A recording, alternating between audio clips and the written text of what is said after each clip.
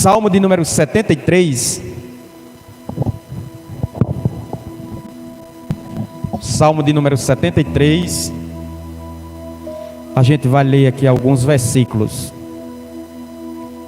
Diz assim: de fato, Deus é bom para com Israel, para com os de coração limpo. Quanto a mim, porém, quase me resvalaram os pés. Pouco faltou para que se desviasse os meus passos. Pois eu invejava os arrogantes, ao ver a prosperidade dos maus. Para eles não há preocupações. O seu corpo é forte e sadio. Não partilha das canseiras dos mortais, nem são afligidos com os outros. Por isso a soberba os cinge como um colar, e a violência os envolve como um pano. Os olhos soltaram-lhes de tanta gordura, do coração deles brotam fantasias. Zumbam e falam com maldade, falam da opressão com arrogância. Abre a boca para falar contra os céus, e a língua deles percorre a terra. Por isso o seu povo se volta para eles, e os que têm por fonte da qual bebe com avidez. Eles dizem: como Deus ficará sabendo? Por acaso o Altíssimo tem algum conhecimento? Eis que estes são os ímpios, e sempre tranquilos, aumenta suas riquezas. Com certeza foi inútil conservar o meu coração e lavar as minhas mãos na inocência, pois o dia inteiro sou afligido e cada manhã sou castigado. Se eu tivesse pensado em falar tais palavras, já aí teria traído a geração de teus filhos, ó Deus. Em só refletir isso, achei que a tarefa era pesada de contigo, tu me seguras pela minha mão direita, tu me guias com teu conselho, e depois me recebes na glória. Quem tenho eu no céu além de ti? E quem poderia eu querer na terra de ti? Ainda que a minha carne e meu coração se desfaleça, Deus é a fortaleza do meu coração, mente perecerão.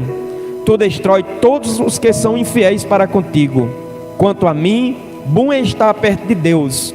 Faço do Senhor Deus o meu refúgio para proclamar as tuas maravilhas. Que Deus aplique essas palavras em nossos corações e que possamos meditar nelas.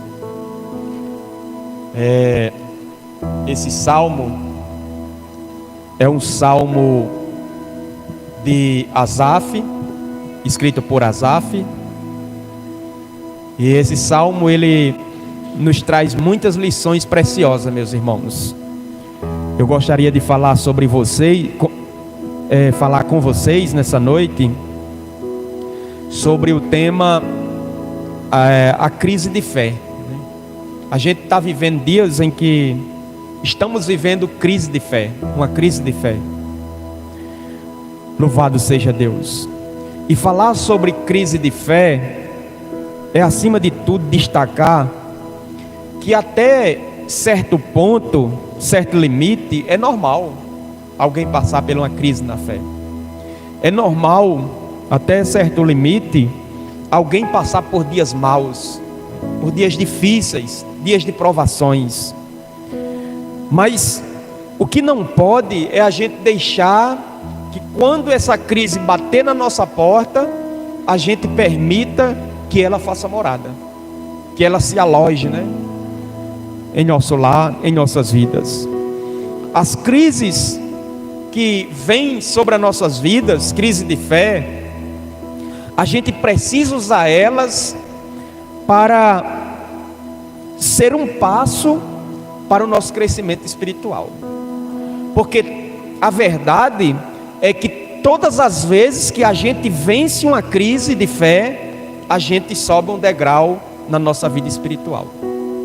As crises vêm exatamente para essa finalidade na vida do cristão, para ele crescer, porque ela traz amadurecimento. O apóstolo Paulo, ele disse isso, escrevendo a carta aos Coríntios, aos Romanos, que as tribulações, as perseguições, elas produzem em nós perseverança, maturidade, crescimento espiritual.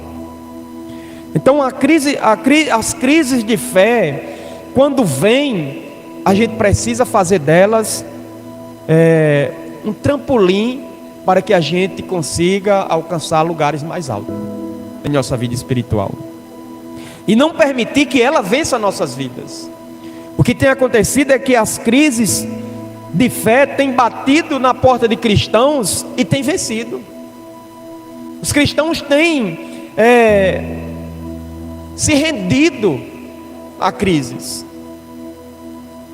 E as crises, muitas das vezes, meus irmãos, Deus ele se utiliza das crises para que a gente cresça espiritualmente, mas as crises elas vêm também para fazer a gente desistir de ter uma vida pautada na palavra, de ter uma vida dedicada a Cristo e a sua palavra. Esse salmo de número 73 que a gente leu, um salmo escrito por Asaf. Quem foi Asaf? Asaf, ele era um músico. Asaf, ele era um cantor, compositor, um homem que tinha uma função especial no templo de Deus. Um homem que servia no templo de Jerusalém durante o reinado de Davi. Escreveu 12 capítulos de salmo, 12 salmos. Salmo 50 foi escrito por ele, e o salmo de número 73 até o 83 foram escritos por esse homem. Mas mesmo ele tendo essa importância em sua época, mesmo sendo um homem que tinha intimidade com Deus, que cantavam e as pessoas sentiam a presença do Senhor, e a glória de Deus se manifestava, como aconteceu na inauguração do templo, que a glória de Deus invadiu o templo de forma que ninguém poderia entrar. Mesmo assim, esse homem enfrentou uma crise na fé dele. E isso nos ensina muito, meus irmãos, que as crises de fé, elas não escolhem pessoas. Enfrenta o irmão mais simples possível, quanto aquele que desfruta de um grau elevado no reino de Deus. As crises de fé, elas vêm e batem na nossa porta, mas a gente precisa saber conviver com elas. A gente precisa lidar com elas, ao ponto que use elas para que a gente cresça espiritualmente. Líder de adoração, tocador de instrumento, com ofício sagrado, estava na inauguração do templo de Jerusalém. Foi ele o responsável por criar um ambiente espiritual de reverência e adoração, mas agora está passando por esse momento difícil, está passando por esse momento adverso na sua vida. E ele escreve esse salmo dizendo o que era que estava passando no coração dele. Ele compõe esse salmo. Louvado seja Deus, escrevendo os sentimentos que estavam no coração dele. Ele diz que Deus é bom. Ele começa o salmo dizendo que Deus é bom, mas no versículo 2 ele diz que quase que se desviava, quase que os pés dele se escorregavam, porque ele começou a ter inveja dos ímpios, das pessoas que não temem a Deus. Ele começou a observar a vida dos ímpios. Ele observa que os ímpios eles prosperavam, eles estavam bem de saúde, e ele começa a elencar uma série de benefícios que os ímpios têm. E aquilo, meus irmãos, mexeu com a fé dele. Aquilo mexeu com a estrutura espiritual dele, ao ponto que ele chega a dizer que ele ficou embrutecido, com raiva da vida dele, amargurado. E ele escreve esse salmo com a sua fé quase desmoronada. Louvado seja Deus. E diante da crise, meus irmãos, que ele enfrentou, e que a gente também enfrenta, é preciso, acima de tudo, detectar os gatilhos, os motivos que nos levaram a essa crise de fé. Porque tem cristãos que enfrentam a crise de fé e ele permite que a crise tome de conta dele. É vencido pelas crises. Asaf, ele tem uma virtude muito interessante. Ele consegue detectar o que levou ele àquele momento tão difícil na vida dele. Ele percebe que o que ocasionou essa crise de fé foi porque ele tirou a visão de Deus. Ele começou a observar os ímpios. Olha, meus irmãos, não podemos tirar a nossa visão do alto, do autor e consumador da nossa fé, porque se a gente olhar de lado ou para trás, pode acontecer da gente resvalar os nossos pés. A Bíblia diz que a gente precisa olhar para o autor e consumador da nossa fé. Bendito seja Deus. E quando a gente consegue detectar os motivos, a gente consegue tratar para servir a Deus com inteireza. Louvado seja Deus. Para servir a Deus com coração limpo, sem estar em crises existenciais como esse homem enfrentou. Louvado seja Deus. E essas crises, quando a gente consegue detectar as causas e a gente passa a tratar, elas servem como trampolim, como falei, ela nos impulsiona para o crescimento espiritual, em vez de nos afogar. Veja só o motivo de Asaf cair nessa crise. Versículo de número 2. Ele começou a ter inveja dos arrogantes, dos ímpios. O que é inveja? Inveja consiste em sentir tristeza pelo sucesso de outra pessoa. Inveja é um desejo exagerado de ter o que os outros têm. Inveja, meus irmãos, é isso. E esse foi o primeiro passo para esse homem entrar em uma crise espiritual. Ele permitiu que sentimentos infernais tomassem de conta do coração dele. Ele permitiu que sentimentos ruins dominassem a vida dele. Então, esse foi o primeiro motivo. Um outro motivo de Asaf cair em crise de fé, meus irmãos, é que até então ele servia a Deus por motivações erradas. Você já percebeu que tem pessoas que servem a Deus por motivações erradas? Tem pessoas que servem a Deus, meus irmãos, porque está esperando que Deus lhe presenteie com algo extraordinário nessa vida. Deus, ele pode presentear a gente com coisas extraordinárias nessa vida, mas essa não é a prioridade de Deus. A prioridade de Deus é ver você bem espiritualmente. A prioridade de Deus é ver você bem com Ele, em paz com Ele, tendo convicção da salvação eterna, tendo certeza de que está servindo a Ele com integridade, com pureza, com sinceridade, tendo sempre, meus irmãos, convicção do chamado dele na sua vida, sem olhar para nenhum lado, olhando só para Jesus. Servir a Deus por motivações erradas é um perigo, porque se não acontecer nas nossas vidas, a gente vai ficar frustrado semelhante a esse homem. Sirva a Deus com a motivação de que você precisa da paz dele, você precisa morar eternamente com ele no céu, e isso é o suficiente. Se ele lhe der algo relacionado nessa vida, amém, glória a Deus, mas esse não é o seu objetivo principal. A Bíblia diz: buscar em primeiro lugar o reino de Deus, a sua justiça, e as demais coisas, se for preciso, Ele vai acrescentar. No versículo de número 13, ele servia a Deus com motivações erradas. Ele entrou em crise por estar esperando recompensa nesta vida. Olha que perigo, meus irmãos.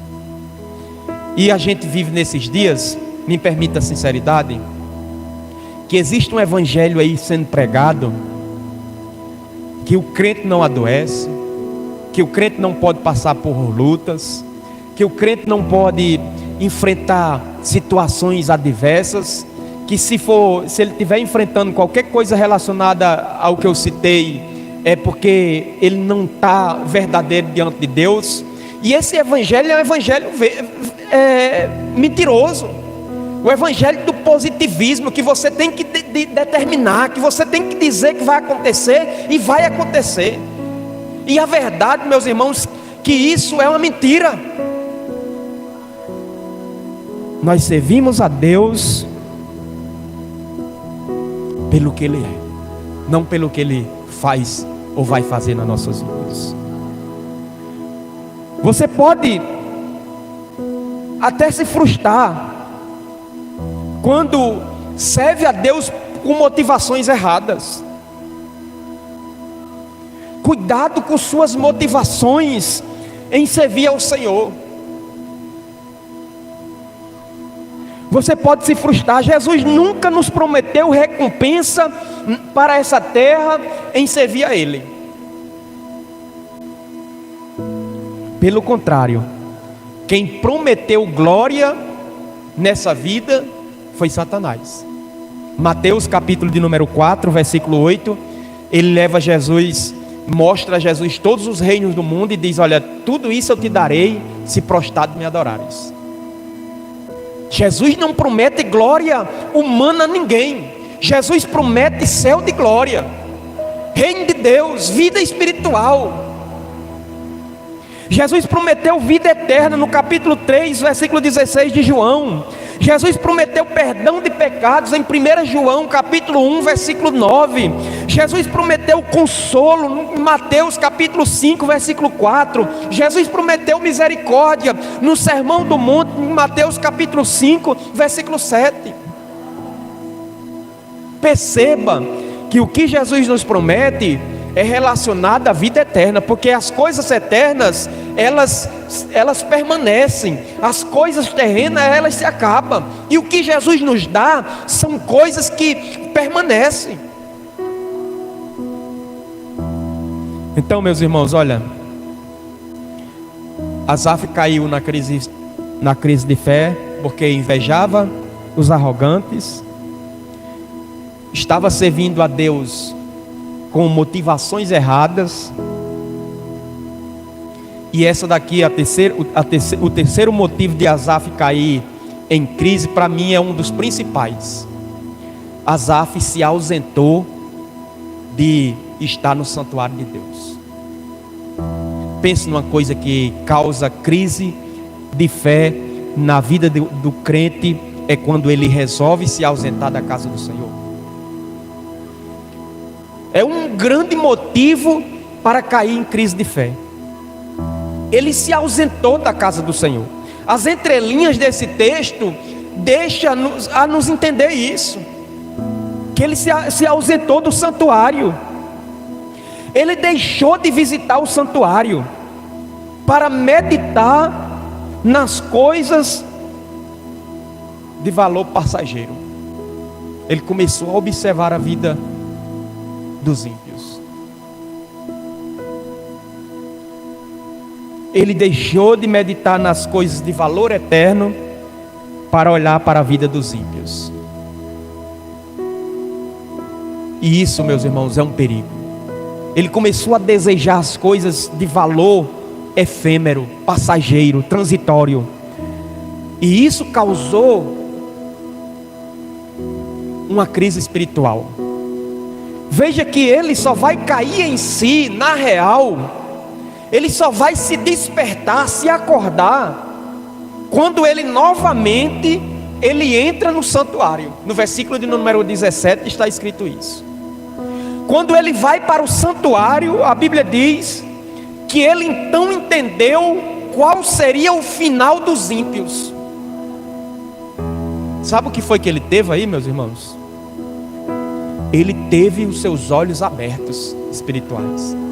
Ele percebeu o futuro dos ímpios e com certeza ele enxergou o futuro dele. Aí ele percebeu que ele estava realmente no lugar certo, que realmente aquelas coisas, invejar os ímpios, servir a Deus com motivações erradas, se ausentar da casa do Senhor é um perigo, e que o lugar exato do crente está é na casa do Senhor, meditando de dia e de noite. O texto que o irmão Francisco leu na leitura oficial, no versículo de número 4, diz: o salmista disse: uma coisa pedi ao Senhor e a buscarei, que eu possa morar na casa do Senhor todos os dias da minha vida, para meditar no seu templo. Porque no dia da adversidade, no dia da luta, no dia da crise, o Senhor me ocultará no recôndito do seu tabernáculo. Olha, meus irmãos, não existe outro segredo para se conservar firme na presença de Deus: é estar na casa do Senhor. É aqui que você se fortalece, é aqui que você recebe uma palavra de orientação, é aqui onde você recebe uma palavra de direção espiritual, é aqui onde você é amparado, é aqui onde Deus lhe renova, é aqui onde Deus lhe reaviva, é aqui onde Deus abre os seus olhos espirituais para você enxergar o seu futuro e você glorificar a Deus pelas bênçãos dele na sua vida. Olha, meus irmãos, quando ele entra no santuário novamente, ele tem a visão aberta. Assim acontece conosco. Quando não frequentamos sistematicamente a casa do Senhor, meus irmãos, quando a gente não frequenta constantemente, de maneira persistente, a tendência é a gente viver em crise. Olha, e eu vou ser sincero aqui com vocês, eu falo isso com conhecimento de causa, com experiência de causa. Eu sou pastor, eu trabalho com pessoas, com vidas.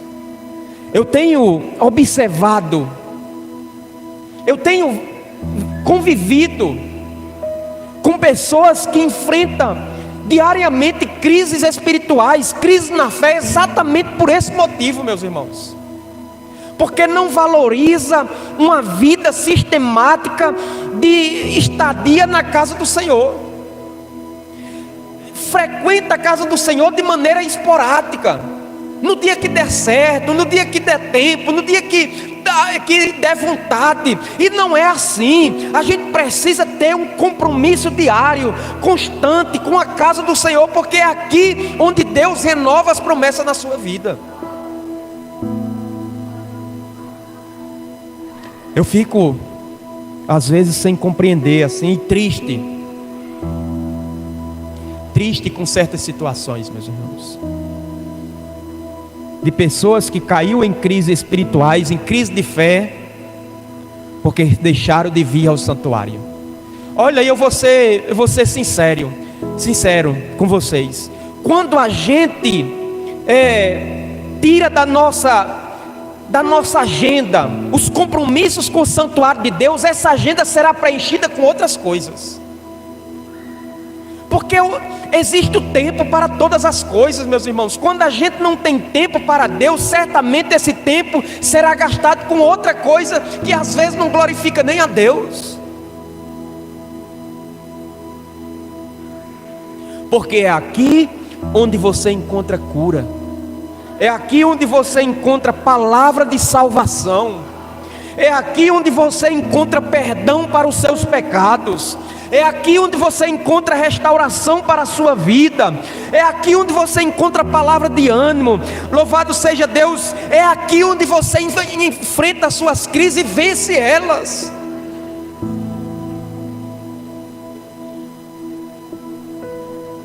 Olha, meus irmãos,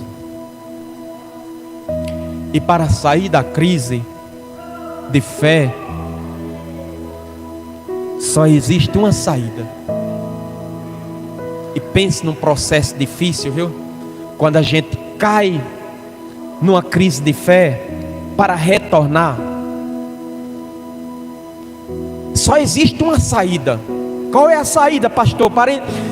Para que eu vença essa crise de fé na minha vida?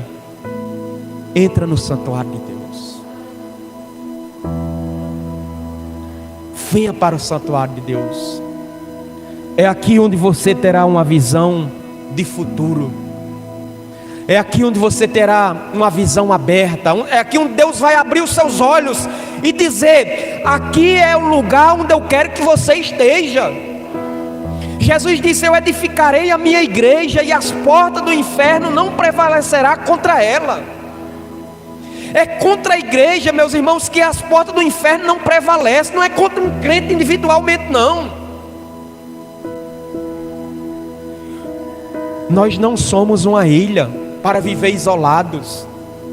Temos que estar unidos, congregados, juntos, para que Deus faça maravilhas nas nossas vidas.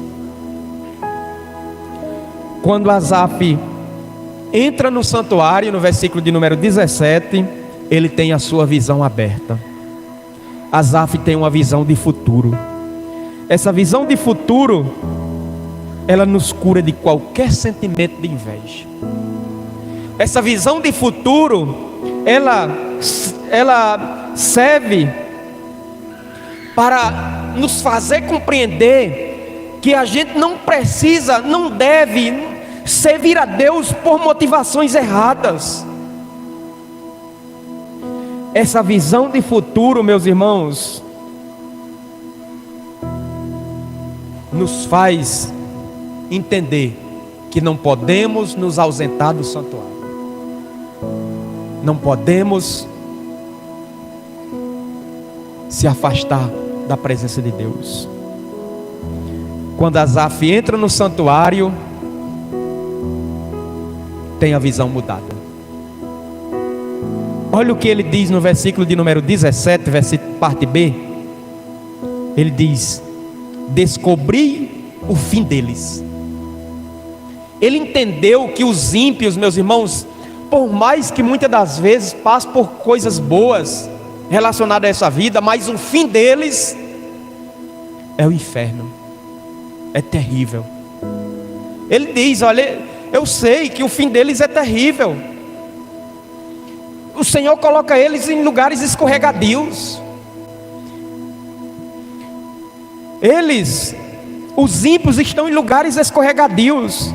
Eles caem em destruição, são destruídos num instante, são aniquilados de terror, como acontece como um sonho. Quando alguém acorda, assim o Senhor os despertarás e desprezarás a imagem deles. Aí ele diz, para mim essa segunda parte desse salmo é a parte mais bela. Depois do versículo 17, ele diz, Asaf já com a visão mudada, ele percebe que Deus sempre estava com ele, como ele estava com Deus. Aí ele diz que Deus segura pela minha mão direita, Deus guia com teu conselho, Deus o recebe em glória.